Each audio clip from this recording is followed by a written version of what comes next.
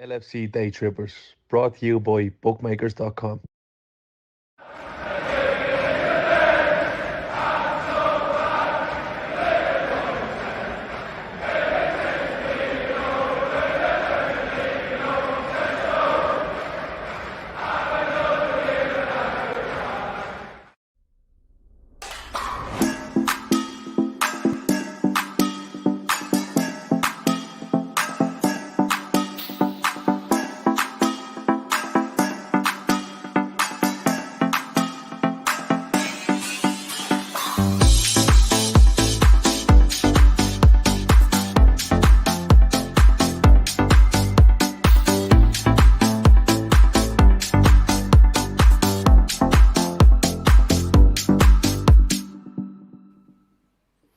Hello, good evening, and welcome to the Fatback 4. It is the LFC Daytrippers. It is Sunday night. It's Liverpool 4.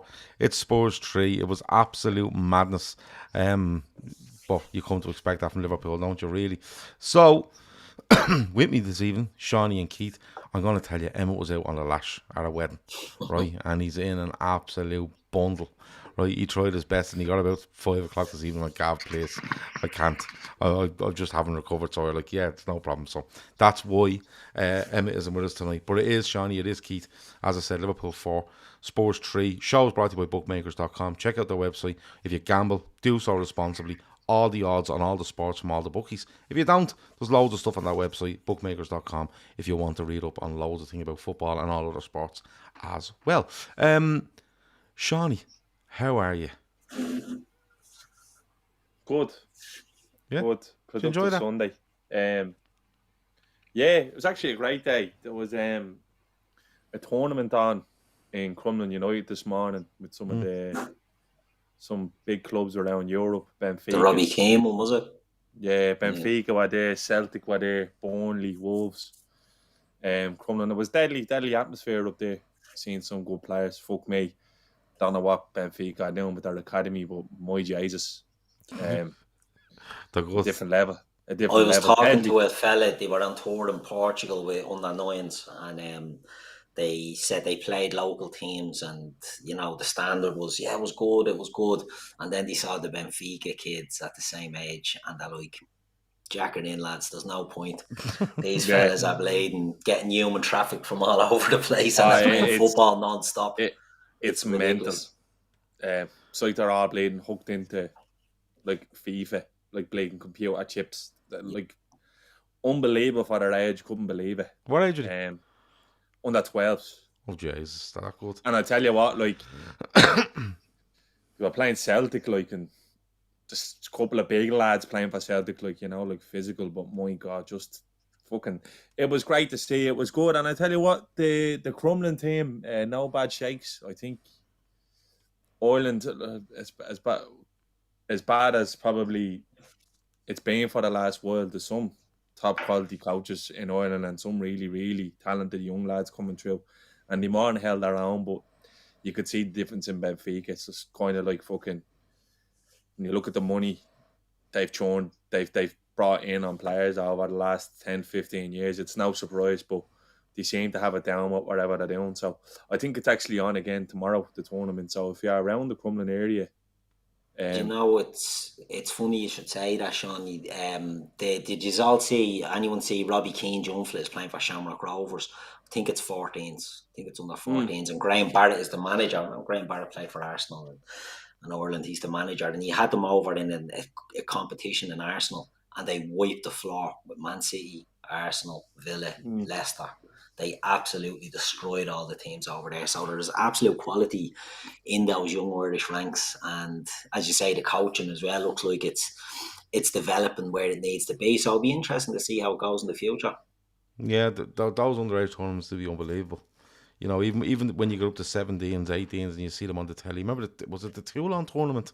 Used to be on in France every year or two. And you watch that, and there'd be some unbelievable players in there. And a lot of them disappear, but some of the players you've seen come through is unbelievable. Keith, how are you? How was your weekend? Yeah, it was grand. Were you out at all? Yeah. No. Well, I was not out on the bear. No, I was. The lads went out on Friday. Like coming out for a point, but we had a match on Saturday morning, meeting at 9 o'clock. scandalous hour of the morning. So Yeah. said no, I better not. And it'll match then today as well. So no, just played and quiet. took it easy. Good Yeah, stuff. flogging the kids to death with the old football. You know, have them playing all the bleeding time. So Yeah, they never get tired, or don't they? no, they don't. Fucking energy levels to be atrocious. Yeah. Just when you want them to shut up or go to bed, they just keep going. Yeah. Anyway, let's get into it. Liverpool 4, Spurs 3. Seany, I'll come to you first. He makes a couple of changes. Kanata in for Matip, Elliott in for Henderson, and you had Luis Diaz, 4 starts since October, coming in for Jota. I think that was all the changes. Were you surprised by it? Because he's kept with this team, you know, over the last probably 4 or 5, and I was a little bit surprised. I was happy with it, but I was a little bit surprised at the same time. Yeah, I wasn't surprised with Kanate coming back in, to be honest. Not that Matip had a bad game. It's just I expected him to come back in if he was sort of fit. I know it was just precautionary that he was left out during the week. The front three, I expected changes as well. Because Klopp had already alluded that there would be changes in the front line. And then the midfield surprised me the most. I was thinking, might be a bit lightweight in there with Fabinho, Elliott and Jones. And yeah, they were good. They were good. Like I think they performed well. I didn't see the midfield as an issue at all at any stage of the game. So pretty much as expected, chopping and changing. Great to see Diaz starting again. It was one of them things where it looked like he was going to be just getting the 60 and getting him minutes again. He's been kind of dripped back into the squad, and he was good. He was very good. He looked sharp. He even looked sharp when he came on against West Ham. So, yeah, Klopp just kind of utilising the squad. We're in a kind of a fucking purgatory at the moment, whether we can get this top 4 spot or not. But all we can kind of do is win our games and see where we end up. But pretty much like I'd know, like I'd seen people freaking out over the starting 11s, but it's not something I can see myself doing between now and the end of the season, to be honest with you. No, he felt like he found a system, and he found players that he wanted to play in it. And Jones probably being the biggest surprise of it all.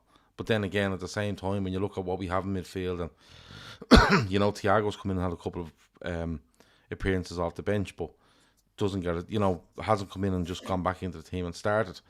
Keith, I want to move on to the first 15 minutes because I want to take this, instead of going through every single part of the game, right, I want to do it in the first 15. I want to do it between 15 and half time and then the second half, right? And we'll get on to possible red cards, that referee who just, how he refs Liverpool games beyond me, and other bits in between. But the first 15, Keith, we come out. Trent is doing that thing where he's drifting into that midfield and playing.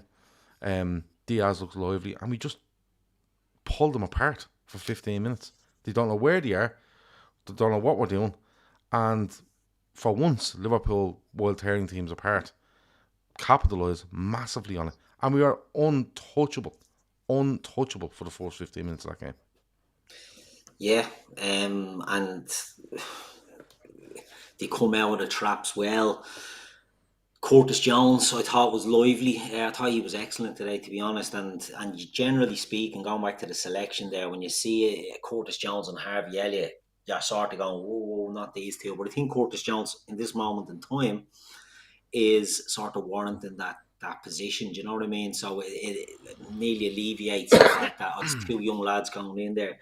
I thought he was excellent. I thought he started off really well. I thought we really got at them. And Spurs are fragile. I know they came back against Manchester United, but we cannot give any team that's been top 6 there or thereabouts, floating around that. You can't give them a sniff to be getting back into games. And to me, it looked like we weren't. We were just putting our foot on the throat. We're going 1-0 up, 2-0 up within 5 minutes. We're banging in another one. We're getting a penalty. We're just tearing them apart. Sas Copoy there says Romero and Porro were awful. And Romero, like, Jesus Christ, that fella was just so rash. And it looked like the way we started the game, we were going to have them on toast all day. And I didn't see any indication of how the game will go after that 15 minutes. I'm looking at it and Liverpool are on top. They're moving the ball. Spurs are sloppy. They're giving cheap balls away. I didn't see anything in their team that made me think they were going to get back into the game. And I thought this was going to be a routine. I thought we were going to slaughter them. I thought when it went to 3-0, I thought, well, we're going to put more than 7 past this. We're at home. We're on the crest of a wave here. We're starting well. This is only going one way. And it didn't. It was a fucking disgraceful performance, to be honest with you. But Yeah, I will get on to that. But for the start, I don't think I've ever seen a game where we started so well and gone to shit it so much as I did today. And I just didn't see it coming. I thought it was going to be absolute routine, roll over them. Yeah, it's like we start and we're busy on it. We're moving it. Trent is like, I thought Trent in the first 25 minutes was just unplayable. Now, in fairness, Spurs came out as if not so much that they'd never played together, but haven't seen what Liverpool have done over the last 3 or 4 games, and just went, "What's all this about?" Do you know what I mean? Like Liverpool literally had 3 at the back, did that kind of box midfield, did 3 up front, and Spurs didn't know what to be doing, especially midfield. They didn't know what. Like Harry Kane at one stage is asking them to press, and the team don't want to press because if they press, they're getting played through, and literally 5 Liverpool players are all over Spurs' backline, and you get the first, you get the second, and like you said, I thought, look, after 15 minutes, this could be 5, 6, 7. It could be, because if Spurs, if you look at the Newcastle result, you're thinking, I think we've more quality than Newcastle. I think, put the foot on the throat. But Seany, going back, the first goal, really happy for Curtis Jones, because, look, everyone's a bit unsure over Curtis Jones. You've said to yourself, what does he do? Does keeping the ball neat and tidy, fine, but you need to do a bit more. That's what you want him to do, Seany, isn't it? Being that extra man in the box, or, getting into the back post or the front post, wherever it might be, making himself an option in the box when we're on top. Really good finish as well. Yeah, he takes it really well. And look, obviously I want Jones to do well.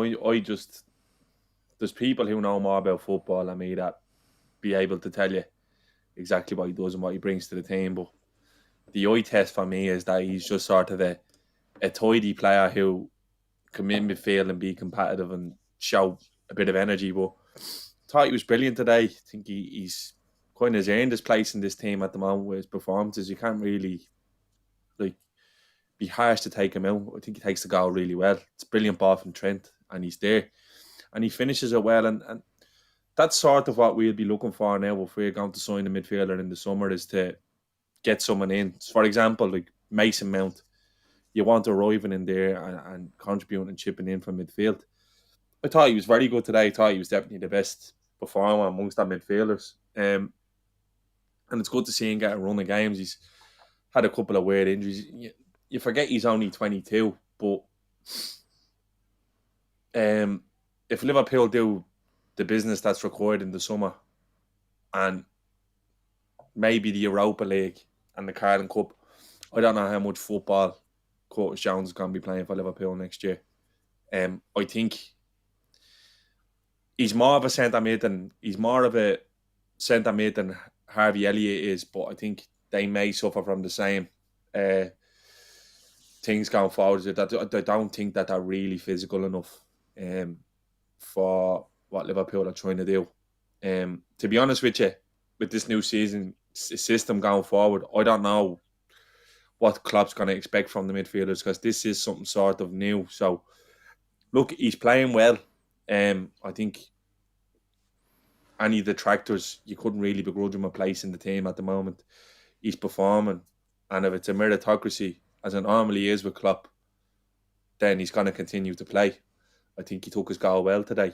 I think he's growing again, like in game. So, no real issue with it. A good start, energetic start, and he's there at the back post. And another assist from Trent, who, to be honest with you, is just... I'm sick of cunts going on now about his lack of defence or anything like that. Look what's happening to centre-backs that are having to go out there now in this system and defend. It's not easy. But if that's what Trent's output's going to be, then I'm willing to take that sacrifice fucking all day, twice on a Sunday. because honestly, there's not many better players with the distribution in possession better than Trent in the league. The first one that comes to mind is Kevin De Bruyne. He's fucking class. He's so good. Trent, his numbers are off the charts considering, and you have to give him a bit of credit as well, because the mental fortitude he's shown, he always gets back. He always comes in and he never hides. Like I've never seen him hiding, considering what the kind of hatchet jobs that Sky and the English media have done on him. And Gareth Southgate, who was at the game today, fucking asshole, should have been turned away at the turnstile. Yeah. Absolute prick. Trent, absolutely brilliant for that goal. It's all him. Curtis does well, but it's all Trent for me. I think Red Steve says, Gav, can you move slightly to your right? I'm trying to work out what the red thing is. Hold on, that way. Yeah, it's a Paw Patrol tower. The house is literally upside down, everybody. You can probably see the backgrounds that I had. I don't even know what to do up there. So everything's being switched around the room. Is this a permanent thing? Yeah. Sofas are in bits. Floors are in. If I move a bit that way, you can see fireplaces have been taken out. So I knew one years of that, so I might as well answer you. But no, the place is absolutely upside down. But in the coming weeks, the background will become nicer. Let's just say that. It is a lot of Trent, but I love the finish from him. He keeps he's a long time watching it coming over, and to keep his head over it, keep it down, kind of catch it on, perfectly, and pour it past Foster. I thought was really good. Still into this first 15 minutes, first 5, Keith, Luis Diaz gets that start. It's good play down the right side. Gakpo was brilliant off the ball again. His movement off the ball. And Spurs are looking around him. Like, genuinely, he makes that run. I think it might be Eric Dyer looking around going, where has he come from? And why is nobody following him? But Gakpo's just so intelligent. It's a good cutback. It's more or less what he can do with it. He's right on the end line. And Luis Diaz gets across the front post. And it's a brilliant finish. And for him to be back for the first start since October, Keith, to see him get a goal, it was brilliant, wasn't it? Because he's going to be a huge player with Liverpool. He was before he was injured, and he's definitely going to be in these next whatever amount of league games and going into next season. Yeah, I think Seany touched on it there as well, that he came back in against West Ham and looked lively in that game and carried it into today, gets an early goal. And it's another attacking threat that Liverpool have, and we think back a few months when, it was Mo, it was Darwin, and whoever else we could rustle up. We were really, really short on options up there, and now, we've got Gakpo, who I just think is turning into such an intelligent, clever player. He will get great goals, but his play off the ball, as you said, is absolutely outstanding. And then you've got Luis Diaz coming in, and he is a threat, and he's fast, and he's direct, and he's different to the others. Do you know what I mean? He is different to the others, and I'm delighted to get him in, and I did sort of have a shy hemorrhage when I seen him getting kicked by Oliver Skip or whatever his name is, when he went high over onto his foot. I thought that was a bit of a dodgy moment, but he got through it, and I'm delighted because I just think he's an excellent player. He carries the ball. He's an outlet. From the minute he came into Liverpool, he's been an outlet. Run down that line, hold on to that ball. And we missed it when he was out of the team, and it's great to have him back. But as I said, it's another option in the attack that's starting to look a bit more threatening in the last few weeks, which is no coincidence because they're all coming back into fitness and things like that. But I was delighted to see him get the goal, similar to Curtis getting the first one. The players that it's great when Mo scores. It's great if Gakpo's hitting one in from 25 yards like he did against West Ham. But I love it when the likes of Curtis gets a little reward. When Diaz comes back in after having a great start of the season and gets that little confidence booster, I thought, and as I said, I thought this was going to lead on to an absolute blatant floodgate being open and loads of goals going in. But it was just a great start. It was a great start. Seany, it's 3-0 after 15. Ridiculous challenge on the edge of the box on Gakpo. Like, Gakpo does well to turn, but what are you doing? Going to ground and just swinging your feet at it. It's a clear penalty. Is that before or after the skip challenge, by the way? The penalty before. Before. A little prick, that fella, by the way. Well, we get on to him and probably and Jota and Paul Tierney and stuff like that in a bit. But Spurs are all over the shop. You know, that ball breaks in midfield and it's just a one go pass and he's on the edge of the box with just take a touch and I'm getting a shot away here. Romero, isn't it? Takes him out. Clear penalty. I was like, don't let Salah near it. But Salah, in fairness to him, puts it away, and you can actually see Klopp after it does this sort of gesture as if to go, right, it's kind of he's cleared that kind of hurdle now, and that was good to see. But they were just all over the place, Seany. Like Liverpool were playing really well, but I just couldn't understand how a non-pressing team were being played through that easy. And Gakpo again is picking up these really intelligent positions where he's going to hurt you. And at that stage, did you think this is going to be a riot? Yeah, because it's some of the best football I've seen Liverpool play in the opening 15 minutes. I think one thing that we are talking about Elliott and what he does and doesn't do, you could see that air system was causing them all sorts of problems because one stage in the build-up before that, Trent gets the ball and is cutting across midfield, and you can see Salah makes a run in behind and Spurs completely drop, and then Elliott comes out of nowhere and is able to take the ball. He's in acres of space. We have them at 6s and 7s. Like, they're chasing shadows for the first 15 minutes, which is, it's kind of mad considering how the game ended up playing out, how much better we were than them. And you are thinking to yourself, like, I think they shipped 5 in 22 minutes against Newcastle or something. Like, this could be a similar job here. It looks like it's absolute head loss, and I wouldn't mind the pass from Trent. It dribbled into the box, and Gakpo was just sharp and very Bobby-like and just taking the ball and beating the man and drawing the foul. And look, there was absolutely no arguments, and Salah dispatches. I knew he'd score it, to be honest with you. I knew it because I wasn't sure. Nervous when you hear a high. I was a bit nervous. I knew he would. I had a feeling he would. And look, he takes a while, and that's what his 17th league goal of the season, which is it's mad numbers considering the shy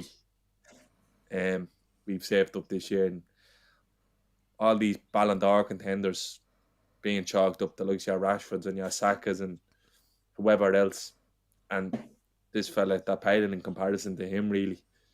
A brilliant opening 15 minutes, and you're thinking, right, put the foot in the throat here and run up the numbers and kind of make a statement. But fucking, you even text me going, I want us to keep this up now, because I think in a lot of people... You said to me after 20, foot on the throat here, and I said, we have got our foot on the throat, and I want to see this for 90 minutes, and this is what we're going to get into next.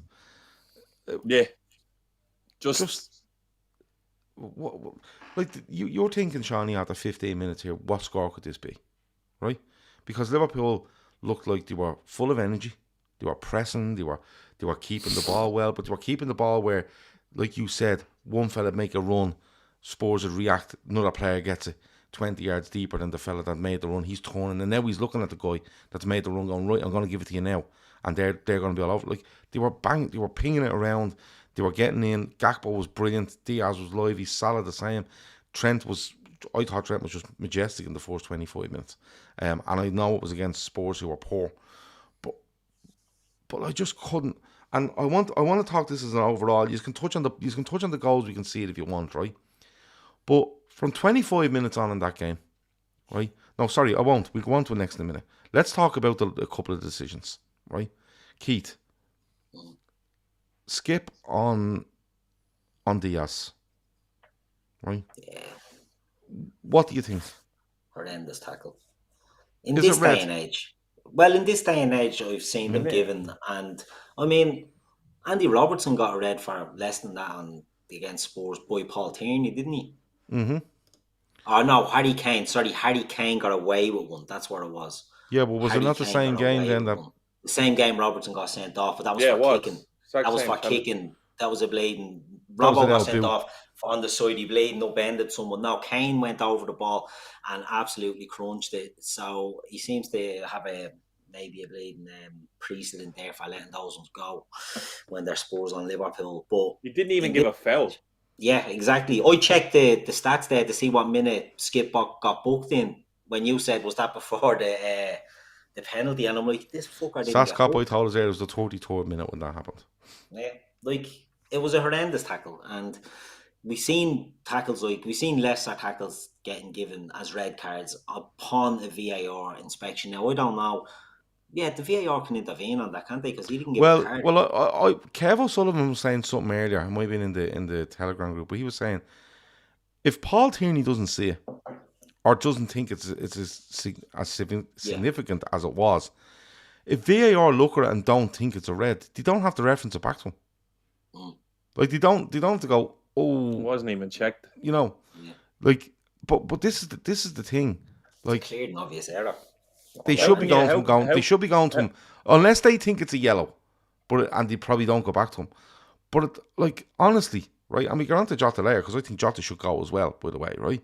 I'll throw it out there. But with VAR, right? And like, I don't think Tierney does himself any favours in this game, but I don't think VAR do him any favours either. Like, they could easily just turn around and go, Paul, you've missed that. It's a tackle. He's gone above the ankle. He's stood shown. Will you please come back and look at it? And he goes back and looks at it and goes, fuck, it's a red, and he sends him off. But nobody does anyone any favours here. If it's Fabinho on the edge of the box to Harry Kane, he's walking. Yeah. That's a fact. Yeah. But then again, Fabinho does. Previous, he was doing the same against Newcastle, going around putting the boot in after they were fucking 5-0 down. He nearly broke Boy Mahrez's leg as well. Yeah. And that's what annoyed me most as I was watching this game. Is nobody going to fucking smack this little prick? Yeah. Because he was going around leaving it on. He was going around. That could easily be a leg breaker. Easily. That's why I feared the worst. How is that not serious? How is it not serious foul play? How is it not even reviewed? Paul Tierney is a fucking wet wipe. I can't stand him. And as bad as all the refs are in this league, by far he is the worst because he's an obnoxious little prick as well. A malignant little. But I never minded. I never minded Tierney, right? No, until that Spurs game. No, honestly, I felt Tierney was one of the not the better referees, but one kind of went under the radar a little bit until that game against Spurs when he doesn't send Kane off, right? And then ever since then, it's like every time I see him on the sheet to referee Liverpool, I'm like, oh, for fuck's sake. Because he literally he's the definition of a referee that he's not bothered about refereeing the game. He's more bothered about letting you know that he's refereeing it. Do you get what I'm saying?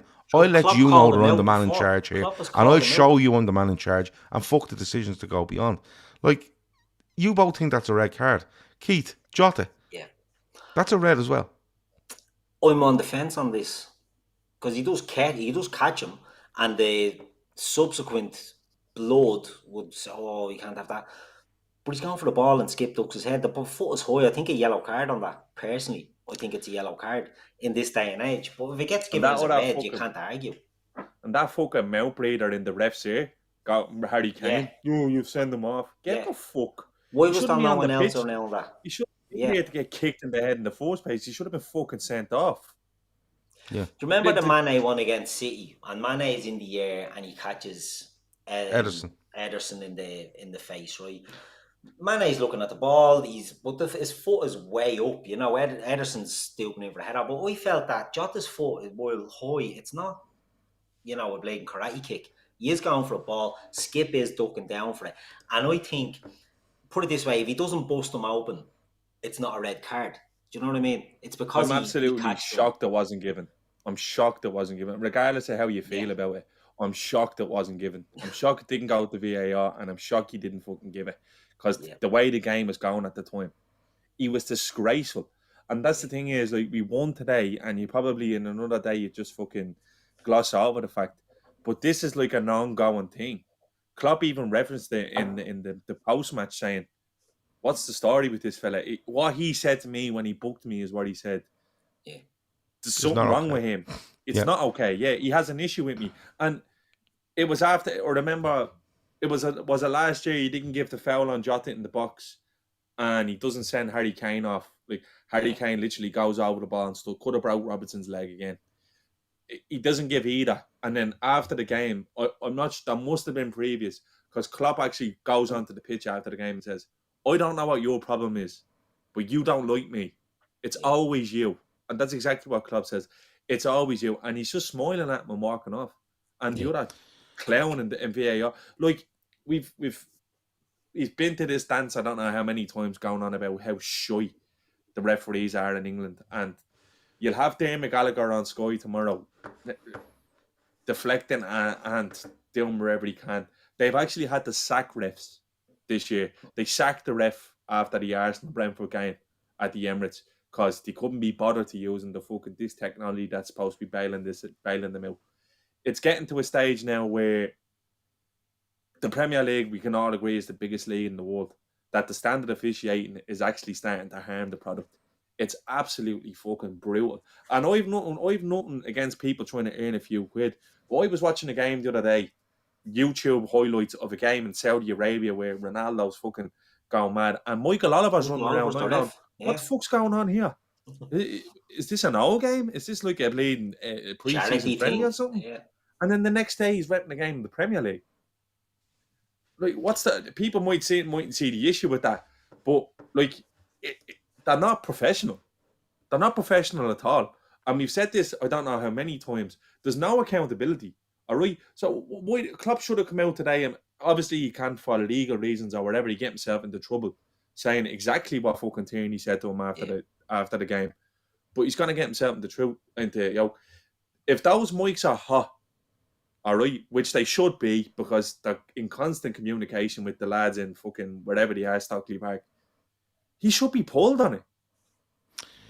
If it's that, Klopp doesn't strike me as the type of bloke to bring it up to say, Klopp has a bee in his bonnet with Tierney, because Tierney obviously has a fucking problem with Klopp. It's a two-way street. It can't just be glossed over anymore. Something has to come in. He's fucking dog shite. Now, in fairness, if you start sacking all the refs in the Premier League for being shite, honestly, you'll have none left. They'll be pulling fellas. Yeah, they'll have none left because they're all brutal. Well, Oisin says here, the Times are reporting that Klopp is going to be charged for saying that Tierney has an agenda against us. These guys, no accountability, breeds incompetence. Klopp has said that he went over the top and said, I deserve me yellow. But what he said to me when he gave me that yellow was not okay. But there again, Klopp will be held responsible for his actions, and the referee won't be held responsible for his. And this... lads, go back and listen to the podcast we done 12 months ago, 18 months ago, and I kept telling you there is not enough responsibility taken. There's too many grey areas, and no matter what situation they're in, unless it's ridiculous, they have a way out. They have a way out to step aside, sidestep responsibility, and whether that's a decision on the pitch, a decision on VAR, comments they make. Like, that guy a couple of weeks ago elbows Andy Robertson in the fucking face, right?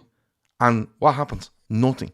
Now, I'm telling you now, you switch that around and Andy Robertson, your man touches Andy Robertson does that, he's off. Andy Robertson was vilified for antagonising. And this is consistently what we're at. Who was the ref that day? Paul Tierney. Probably, it might have been, actually. It was Paul Tierney. Yeah, I think it was, yeah. It was, yeah. But this, look, I don't know what I feel it was both reds. Keith going on the yellow. Shawnee, I don't know where you... I know that sounds like, you want the Spurs red, and it's genuinely not. The Spurs one's 100% a red card. It's a fucking leg-breaking challenge, in my opinion. And the other one is more the fact that he burst them open, I think, makes it look worse than it is. But it was a high-full standard yellow card and nothing more. And it's not a tribal thing, because, look, we've seen that we've got decisions have gone against us. What's more important is the state of the refereeing, as we said. Not the actual Liverpool didn't get a decision, they get a decision. It's the fucking state of them. And it's not just against Liverpool either. It's all the refereeing, as Shawnee touched on, it's fucking dirt. And it's not going to get better. Do you know what? Slightly off topic, right? So I coach junior football, and only kids, we don't have referees at our stage, but I'm in WhatsApp groups and Facebook groups, and there's nobody reffing games anymore. at schoolboy level in Ireland right now. I'm sure it's probably the same in the UK. They're getting the heads punched off them in games and all. It's absolutely madness. Well, People are not you going will. to do it. Sorry, Keith. You will see grassroots refereeing groups. Basically, like no matter what happens, saying, "Oh, well, you can't say that to the ref because that's why people don't get into referees." But Keith, that's not the case, is it? Like, if a referee wants to referee, by all means, respect them, right? Don't be pricks. And this is why I've said, mic them up. And if players want to be pricks, send them off, and you'll get the respect. But Keith, you can't differentiate and say people don't want to ref because they're being abused. That's not the case. People don't want to ref because they're probably looking and going, like, you know what I mean? I fucking can't stand these referees I'm watching on telly every week. Why would I want to do it? I want to be a clamper. Well, but like it's like you want to be a footballer, Keith. If you want to be a footballer, right, you have your. Well, it's still time. You're only 28.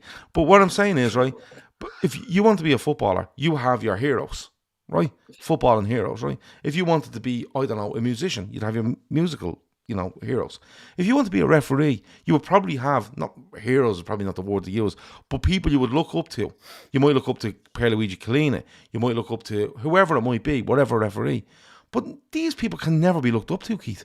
No. Because they're looked at and they are just incompetent as individuals and an organisation on a weekly basis, like you said.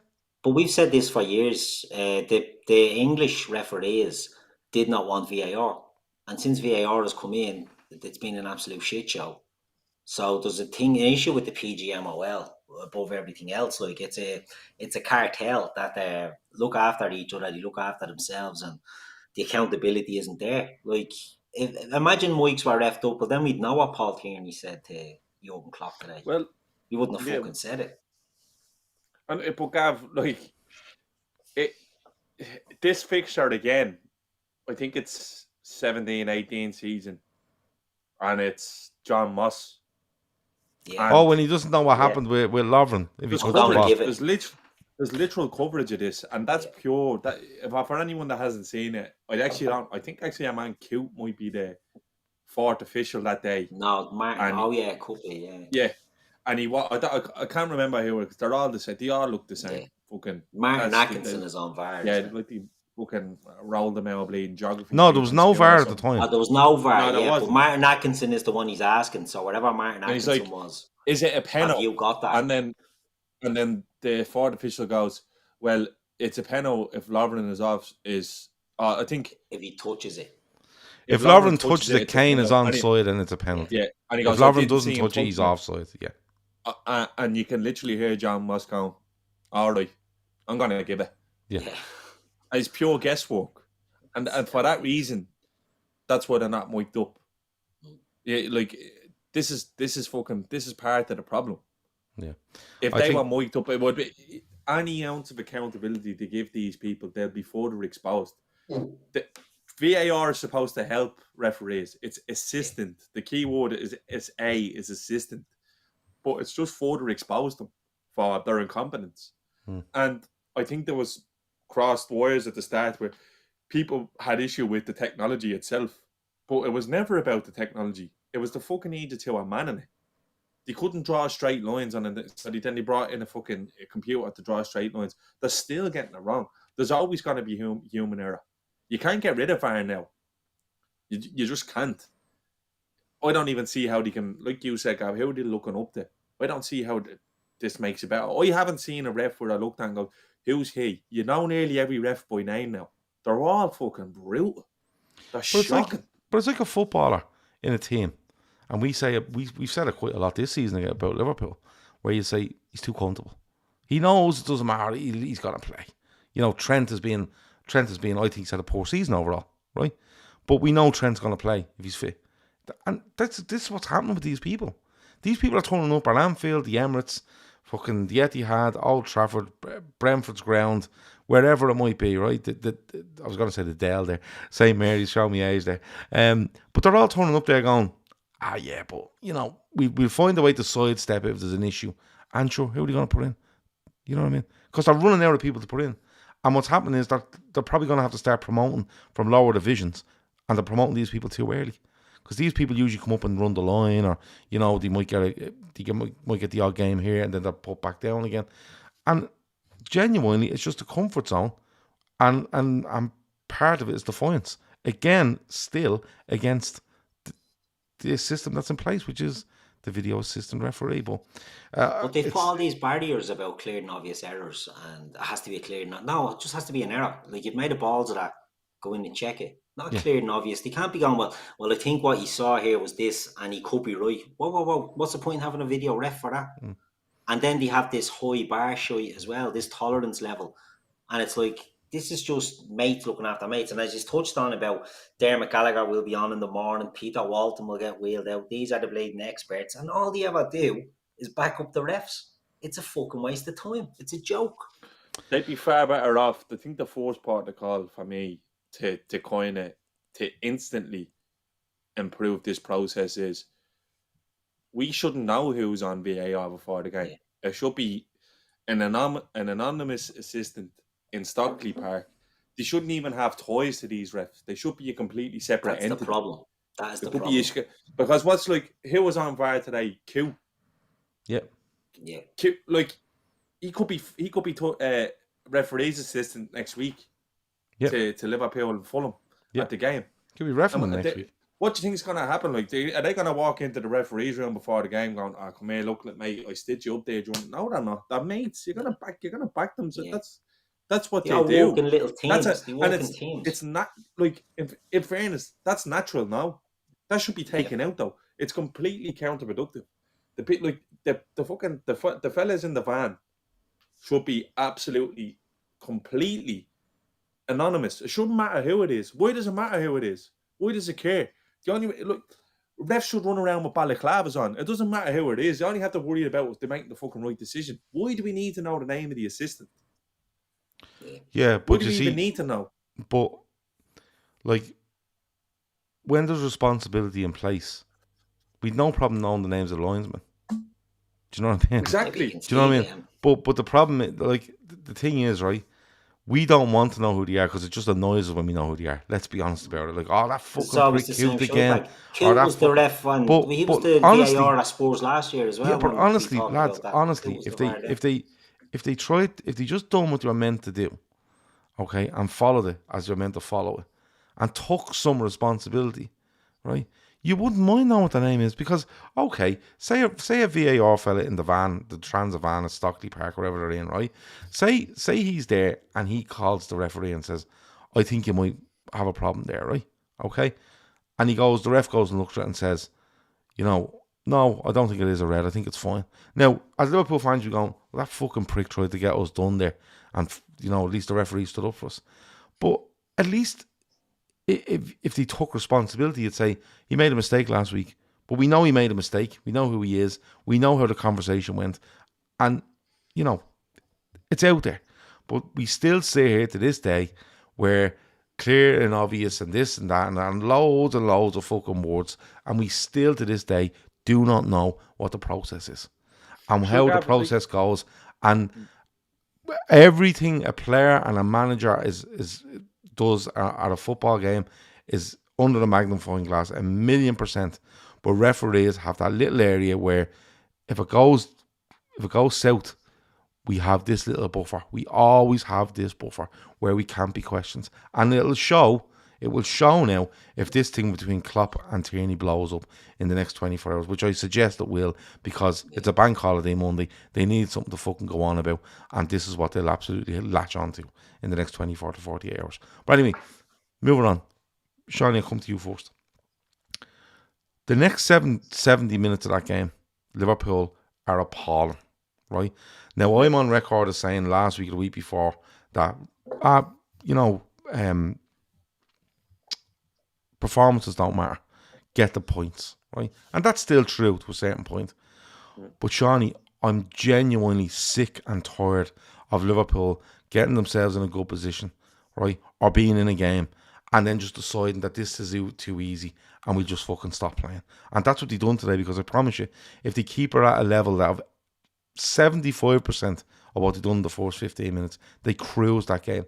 But today, they just torn off, look disinterested, and robbed Spurs of a point, to be perfectly honest with you. No, I don't agree with that. They did. We robbed Spurs. Yeah. I don't agree with that. No, They we did. pissed all over them. But here, listen, we pissed all out. Even when we made the changes in the second half and we were more or less in control. They get in and get one. It was always going to be a case, Gav. If we had gotten a half time there at 3-0, it's a nothing game. We gave them a carrot. We kept shooting ourselves in the foot. But this is what I'm saying. And I get that. So I don't agree that we robbed Spurs at all. Spurs robbed themselves because Spurs are fucking Spurs. They're absolutely shy. They've been shy for your man Claude's whole existence there in the chat, talking absolute cobblers. What are you doing here? You are dirt. Absolutely dirt. It wasn't even fucking resilience that got us back into the game. It was a back pass off a winger playing the ball back. He's managed by a maths teacher. Get out of chat, you bleeding sausage. We stopped playing football, lad. That's true, but it's just poor game management, really. The system is causing us problems. What we're trying to do now is causing us problems. Robertson is being exposed. Van Dijk is being exposed. Just not being physical enough. I don't think Spurs were lucky at all. I think Spurs should have been down to 10, or unlucky at all. Spurs were down to 10 men after should have been down to 10 men when we were 3-0 up. We allowed them back in the game. Yeah, that's fair enough. But, it was poor. It was frustrating. They hit the post twice, I think, early in the second half. But then don't really bother us until their second goal. Now, that being said, we're not really bothering them. But people are getting on the Klopp for the changes. I think we kind of get a little bit control in the game again when the changes are forced made. When they got the second goal, it did always feel like we were going to concede a third because we've been flaky this year. That's sort of the way we've been. The defence just hasn't been good enough. I don't think we've defended well as a unit, and I think individually as well, where normally Kanate would bail us out or someone would bail us out, like Van Dijk for the first goal, it's fucking awful. Slide tackle. Like, if you can't be the fucking Rolls Royce defender, just be a defender and put yourself in the way. Over-committing. I don't know what the story is with Virgil, but it's starting to worry me now, to be honest with you, because they're becoming characteristic mistakes from... Normally he's the coolest bloke in the stadium, but he got turned inside out today by Perisic, who was about 46. It's not. And he done an interview. He done an interview during the week where he said, "Yeah," and he seems like, I'll give him that. He seems perfectly aware of his own situation, but like, fucking help yourself. I thought you were. I thought Robbo was rubbish today. I thought Kanate really struggled today as well, and so did Virgil. And it wasn't too dissimilar to the Forest game where just putting her at our feet made us panic a little bit. There was no real, like, the defenders let themselves down today. Yeah, I agree. I think Virgil may need to. I don't think he's finished. I think he's far from finished. I think Virgil at 60-70% is still better than the vast majority of the centre backs in the league. And you might call that bias, but I genuinely do think it is. I think Virgil may need to. There maybe need to be a tweak of system to accommodate Virgil now, which I'd be all for, to be honest with you. Or maybe he just needs to change his game a little bit. Maybe get a little bit more physical. He's not as physical. He never used to have to be physical, really. His pace got him out of trouble, and he used his core strength. If you look at the game he has against City, I think that's the way Virgil should be. Like, maybe standing off a little bit, maybe a sweeper defender, and using his distribution of the ball to our advantage. But poor from him. He doesn't look. He's gone from looking superhuman to just looking like the rest of the centre backs, to be honest with you. And it's just, from his lofty standards, it's hard to watch. We were shy today defensively. But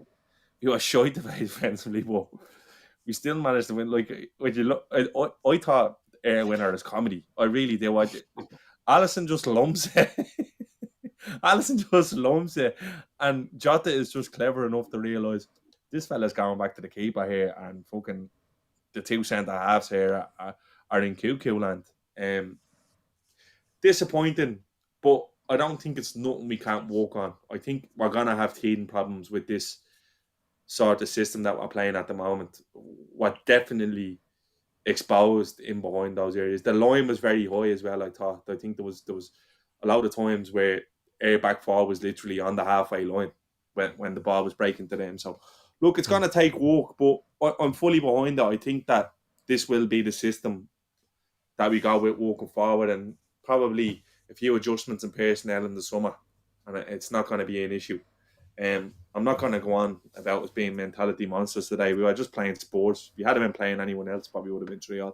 Yeah, and a few in the chat mentioned the fact that this is probably, Spurs aren't in the best of form, but they're a level above, the couple of teams we've played recently, and we looked susceptible when we just stepped off it. And says, lads, when all said and done, in a season when you're not fighting for anything, you can't beat a winner like that in Jota.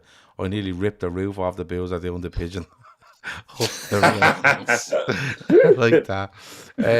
Yes. Jota said, Jono says here, Jota said post game he felt more will go back to the keeper because he's not a defender, and that would be his get out. I thought he was just trying to cushion it to the centre half. That's what I thought he done. He just got it wrong. But Jota was all over. It was a great finish. I'm getting lashed out for saying we robbed Spurs, but what I'm trying to say there is that we're 3-0 up in that game, right? And I know we like to play to our principles of a high line as well, but we just stopped playing. Like if Liverpool continue doing what they do in the first 15 minutes, no matter what Spurs do, they're not getting back into that game. I don't care who the fuck they are. They could not handle what we were doing. And even if they changed and tried to put an extra man in midfield to deal with Trent, fine. We'll find another way. But the intensity dropped off. It got sloppy. And that's where you can see goals. And I know I get what you're saying, Johnny. You're right behind that, and it's a learning curve, and we bring it into next season. But the intensity has to be there. You know what I mean? It's all right to have about 15 minutes in a game where things are a bit fucking up, that pass they can go or that they can go. But this isn't about technical stuff. This is about just effort. Like that, and do you know what I mean? Like an event, like when you look at it, Spurs got back in the game on 93. We scored on 94. So we robbed the win a little bit. I know you were saying we were in control, but I don't think we've a shot on target in the second half until Jota scores. Do you know what I mean? But go on, Keith, what are you making of it? Martin Coyle revelled. Well, no, I agree with Seany. I don't think we robbed them. I think we shot ourselves in the foot.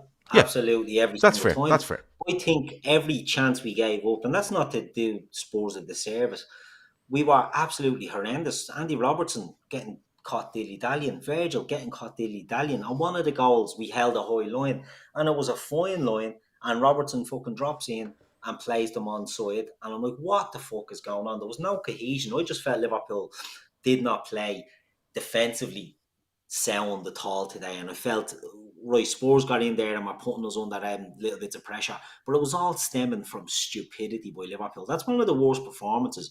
We've got away with a win, great last minute winner after Richarlison does his little pigeon thing in the 93rd minute. Fucking inject that into me all day long. But we were pissed in that game. We were pissed, and it's not, sometimes you can accept if you just go, you're under pressure and you can see it. Remember years ago before Virgil came in, and any corner and you knew there was going to be a goal going in, you were under pressure, you were getting bombarded. Today was different. We just kept shooting ourselves in the foot. We kept making silly mistake.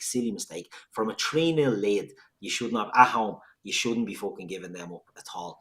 And we let them in. They hit the post about 4 times. Virgil cleared one off the line, didn't he? Was that before the goal?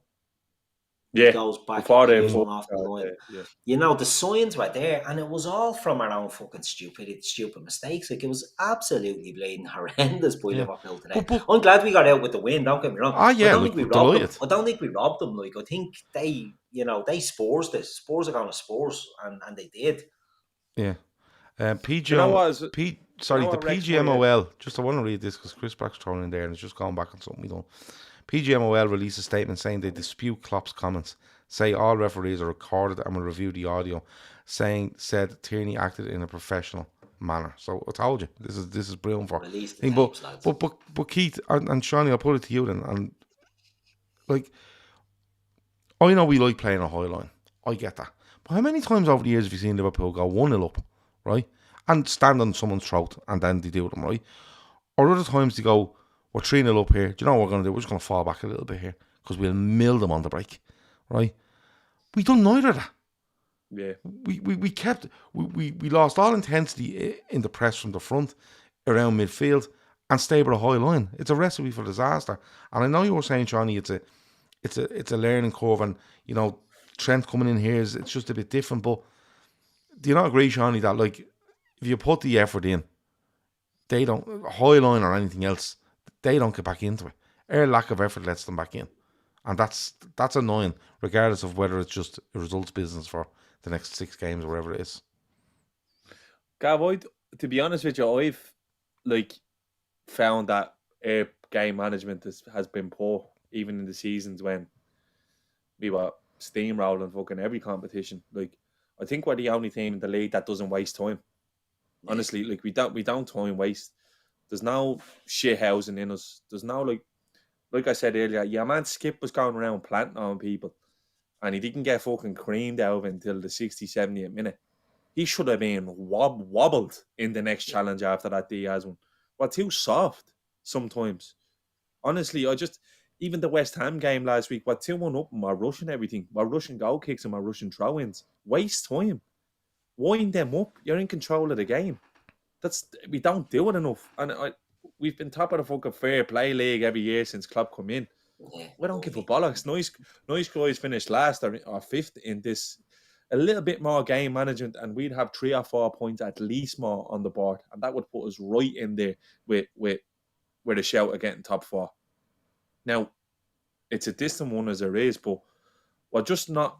I don't see us as. Not that it's street smart or streetwise, because we do things well. We defend well as a unit. Some like when we're at the top of our game, and we attack. We've more set piece goals than anyone. But I just think game management and being a little bit more clever, and a bit of a shithouse. Like, I watch Rodri for Man City, and he's booting people up in the air, and just sorry, ref, he's getting away with murder. It's not how we operate with things, and they're the fine margins that are going to make the big difference. Just manage that game when you're 3-0. Keep the ball. Why are you forcing it? Keep the ball. They have to come on to you. Spurs didn't press at all until we gave them a fucking goal. And then we nearly give them a goal straight away after they score. Robertson, it's just, I think we can be a little bit more snide, I think is the word I'm looking for. Start wasting time. Newcastle doing it the other night, you get away out. They've done it all season. Done the worst at Anfield. But it makes a big fucking difference, Gav. It not only does it aid you, it tempts the opposition into coming on. It makes them more susceptible to be caught as well. If you're being like, we're too fucking nice. It wrecks me head. I really hope in the summer we sign some nasty little fucker in the midfield who goes around breaking people up when he has to. Because we don't do it. Fabinho used to be clever in the way where you'd see him an awful lot of the times apologising to referees, but he doesn't even do it. Just be dirty. Like the foul that goes against Mo today in the only year bench up, it should be all over the ref in that instance. Like that, we didn't even touch on that. He fouls Mo. He fouls Mo for running through, and your man just slips. We need to be a little. It's something that we haven't done, I think, since Klopp came in. And look, we've won everything, no doubt about it. But I just think,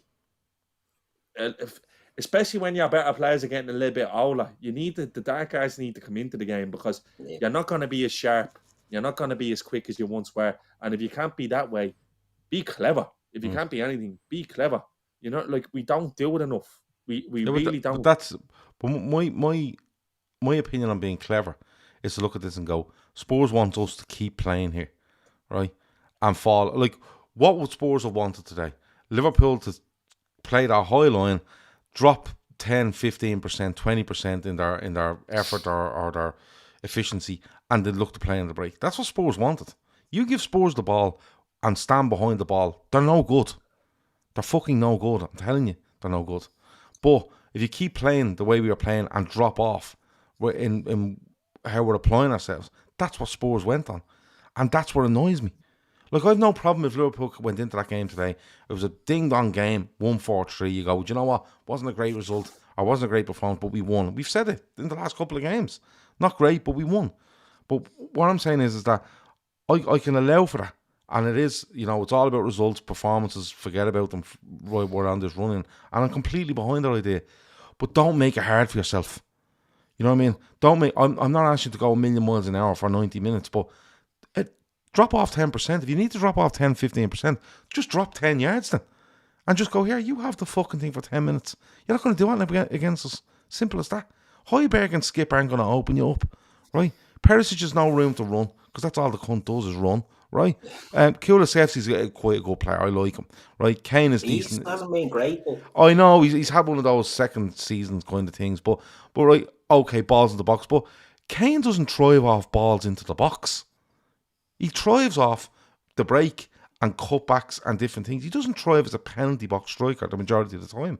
So just sit back and go, here, you have it.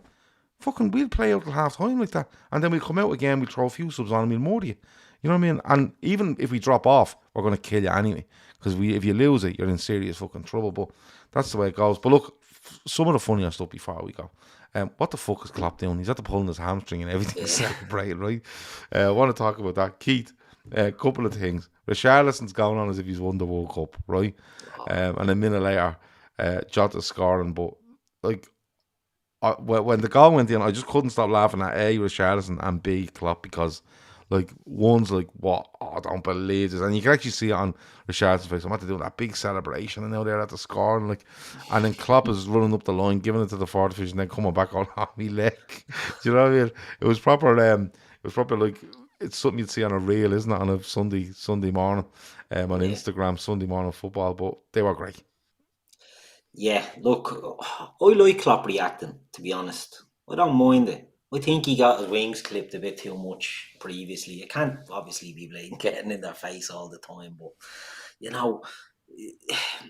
Klopp, we've spoke about it, the issues with Tierney, and I was just reading something there, going back to that Shy Hawk. Remember we played United at Old Trafford and Mane was going through at half-time, about to burst through, and Tierney blew for half-time 30 seconds before the... Was that Old Trafford or Anfield? Old Trafford, I think it was. Anfield. One of them. It was against United, and anyway, it was on half-time, and there was 2 minutes or a minute added on. He blew it up half a minute early when we're on the break. I forgot that was him as well. So there's loads of issues with this fucker.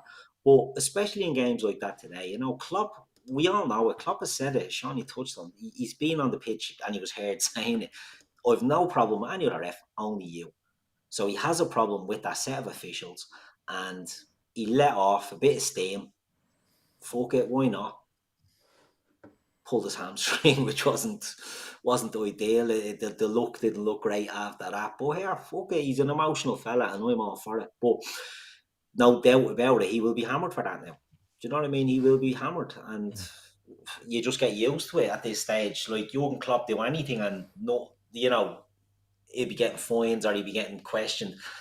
Other managers do worse, or they fucking... He should have took his Mickey out and helicoptered fucking Richarlison in the face, because he's a fucking asshole, I think. The only thing that, honestly, if you had handed me a script at 1 o'clock today and say, read that's the way the game's going to go, and there could have been a million scripts. But the one where Richarlison whips off his fucking jersey, where the Neymar tattoo on his back, Neymar on himself, only to fucking he's still celebrating when Jota puts the ball in the back of the net. You can see him putting hands on his head. Honestly, the only thing that would have been made that better is if he had an Everton jersey on when he took his own jersey off, because he was only short. I'd say the brick was hopping with blue shite fucking up and down. The Richie lad giving it the pigeon. It was fucking poetic. It's absolutely poetic. That's his first goal for them, is it? Yeah. And imagine that being his only Premier League goal of the season. Red Steel says Richarlison has been booked 3 times this season for taking his shirt off after scoring, and he only has 1 goal. Which is amazing. He's booked 3 times for the shirt off and he's 1 goal. Unbelievable. Anyway, we play again. Like, just quickly on the top 4. Newcastle come from behind to beat Southampton today. Southampton looked doomed.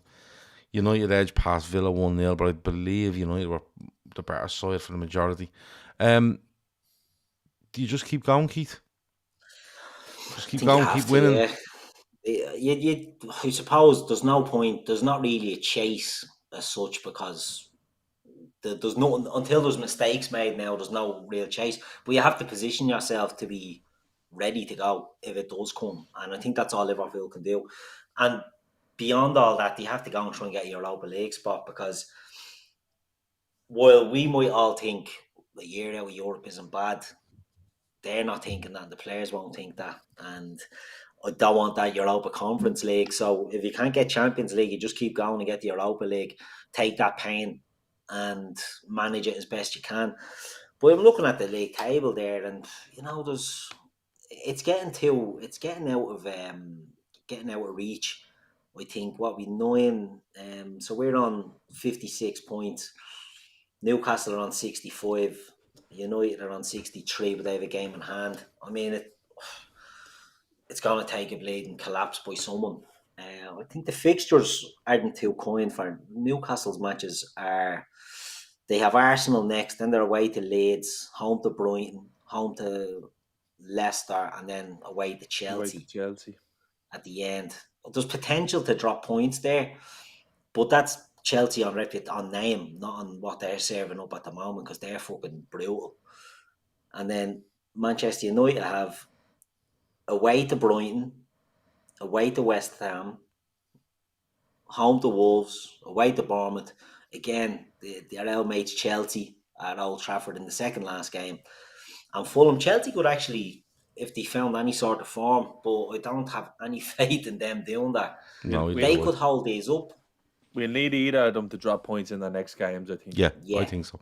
I If they don't, you're running out of time. Liverpool play Fulham now the Wednesday night. Because if you win and you put it on and it's down to, it's 6 points to United at the moment with the games in hand, but if they don't capitalise and you're in with a sniff going into the final day of either United or Newcastle, they will shit the bags. There's got to be nervy moments. Look, all we can do is win and keep the focus honest. The silver lining for me is the Europa League finals in Dublin next year, and it'd be fucking some session if we ended up in the final. Yeah, it'd be the crack, wouldn't it? Yeah. But look, it's a win for Liverpool. It's 4-3. We move on. Fulham on Wednesday night. It's a Fulham Wednesday, and then we have. Is it Brentford? Yeah. The weekend then. At home, and then because I knew we had a couple of 3 home games in a row coming up. But I think we can. I won't give up until it's impossible. I never do. But I think I agree with Keith. It's starting to look out. Just running out of games for them. You probably. And I agree with you, Seany, as well. You probably need something to happen in the next games where oh fuck, Liverpool, we're in 6 of us here with 4 to go. Could something go wrong here? And just keep winning. But let's see how it goes. Let's go. Let's sort Fulham out during the week, and then we go from there. Charity link is in the description. Donate if you can. If you can't, share it. Like you said, share it wherever you possibly can. Our golf day is fast approaching, and the 3 of us on screen will all be there on the day, doing different bits and pieces. The sponsorship is open. LFC Daytrippers at gmail.com. If you would like to sponsor part of the golf day, if you would like to donate raffle prizes, or if you would like to send us money and we will buy the raffle prizes and then send you the receipt to show you what we've done. This has been very hard this year to drum up stuff, and we're trying our absolute best. The girls that run the Dublin Marathon are like Trojan work they're doing. It's ridiculous how much they're setting up and doing. So, but it has been difficult. But if anyone wants to help us out, LFCDaytrippers at gmail.com, and we'll follow them up as much as possible. Or if you want to get onto us on Twitter or Instagram or whatever it might be, the easiest way to contact us for you, and we'll make sure to follow up on it. Seany, anything else before we go? No? Seany? Yeah, I'm here. Yeah. What's up? Anything else before we go, Seany? No, just my mate Liverpool Key Corkin is watching. He's mad to come on. I was talking to him last night. Yeah, he's absolutely fucking. He's mad. He's a bit of crack though. He's like a Scouse version of me. I think he might be coming on Monday. Well, let's see. I hope he shows up because he's a bit of a flaky fucker as well, so you wouldn't know. But we're going to meet him. We're going to meet him when we're over. He's agreed to meet us. But he's a mad thing. I know Keith years had him out over in Dublin last time. He's gas. But just keep a leash on him, yeah. You might want to delay the feed about 20 seconds. He's by about half an hour. No, he was on to me last night. We're going to sort something out. I think we're trying to do something tomorrow night. I think so, yeah. Sorry, there was a super chat there that went. Where's it gone? Red Chili with a super chat, of course. That all the proceeds go to our charity as well. It's going to take a miracle, in my opinion. Miracles happen, man. Miracles happen. Keith, anything else before we go? What music are you listening to this week? Are you out? How many days of the week are you out drinking this week? What's going on? Not out drinking, no. Very quiet this week. But I've been listening to... Who the fuck have I been listening to? Oh, Marvin Gaye. Big Marvin Gaye week for me this week. What was I watching? I was watching... did you ever see The Five Bloods Spike Lee movie? No. About the lads go back to Vietnam. It's deadly film, and very Marvin Gaye. So I've been down a Marvin Gaye rabbit hole. Love Marvin Gaye, quality. Another one for the kids. You know what I mean? He's going to be. That him that was shot. He was shot by his own dad, wasn't he? His dad, yeah, his own man shot him and killed him. Him and the man were having a fight, and he went in. Don't know what he was living with them for. He was about 45, and shot him. And yeah, Marvin Gaye, quality. Do you know, just before, I'm looking at this league table. I'm hoping Chelsea do us a favour. They're 11 points ahead of Everton. They are fucking septic. Yeah. They are absolute shy. They're about 20 points behind. What are they on? Chelsea are on 39 points. We're on 56. We're nearly 20 points ahead of them. And we think we've been atrocious. They are absolutely abysmal, and all the money they spent. So, the grass isn't always greener. Yeah. Veranda Cheese reckon they'll get people on the moon before we finish in fourth. Of course, Veranda Cheese doesn't believe that people actually were on the moon. But hit him up if you want to have that discussion. Steve-O and someone else asked what day is the golf day. The golf day is Friday the 16th of June. So if you wanted to help us out before then. Dylan O'Rourke is hooked on Shania Twain this week. Wow. Oh, big, yeah. That's not impressing me much. Play, yeah. And Red Chili followed up his super chat with another one. He says, miracle have happened before for the Reds. Correct. Stick with it till the end, and I'm sure we'll be here throughout the whole thing. That has been the Fatback 4. Thanks a million to everyone for watching. Thanks to Seany. Thanks to Keith. Rest of the week, should have winners and losers tomorrow.